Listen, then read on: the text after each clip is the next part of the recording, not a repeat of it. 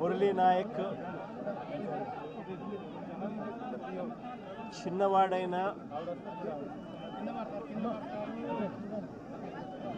రాష్ట్రంలో చాలామందికి పెద్దలకు కూడా స్ఫూర్తిదాయకంగా ఒక పెద్ద వ్యక్తిగా ఎదిగాడు తన చావుతో. భారతదేశం కోసం తాను పోరాడుతూ తన చావు వల్ల అనేక మంది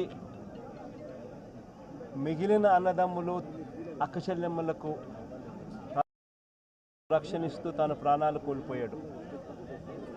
అలాంటి మురళిని తేడమైతే వెనక్కి తాలేము, కానీ మురళి చేసిన త్యాగానికైతే మాత్రం ఆంధ్ర రాష్ట్రంలో ఉన్న ప్రతి ఒక్కరం కూడా మురళికి ఇప్పటికీ కూడా రుణపడే ఉంటాం. రాష్ట్ర ప్రభుత్వం మొట్టమొదటిసారిగా ఏ జవాన్ చనిపోయినా కూడా ఆ జవాన్లకు ఇటువంటి ఘటనలో ఏదైనా కానీ ప్రాణాలు కోల్పోతే, దేశం కోసం పోరాటం చేస్తూ ప్రాణాలు కోల్పోతే 50 లక్షల రూపాయలు ఇచ్చే సాంప్రదాయం మొదలుపెట్టింది వైఎస్ఆర్సీపీ ప్రభుత్వ హయాంలో మొదలుపెట్టినందుకు చాలా సంతోషపడతా ఉన్నాం.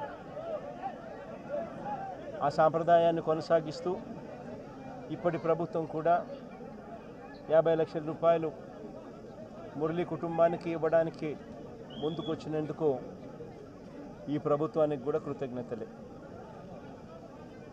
పార్టీ తరపు నుంచి అన్ని రకాలుగా మురళికి అండగా తోడుగా ఉంటాం. పార్టీ తరపు నుంచి ఒక 25 లక్షల రూపాయలు వైఎస్ఆర్ కాంగ్రెస్ పార్టీ తరపు నుంచి అండగా ఉంటూ ఆ కుటుంబానికి తోడుగా ఉండే కార్యక్రమం చేస్తాం. మనిషిని తాలేకపోయినా కూడా తాను చేసిన త్యాగానికి అందరం కూడా అండగా తోడుగా ఉండే కార్యక్రమం అయితే ఖచ్చితంగా జరుగుతుంది. ఇలా కుటుంబానికి మంచి జరగాలని, చనిపోయిన మురళికి తన ఆత్మకు శాంతి కలగాలని దేవుణ్ణి మనసారా కూడా కోరుకుంటాను.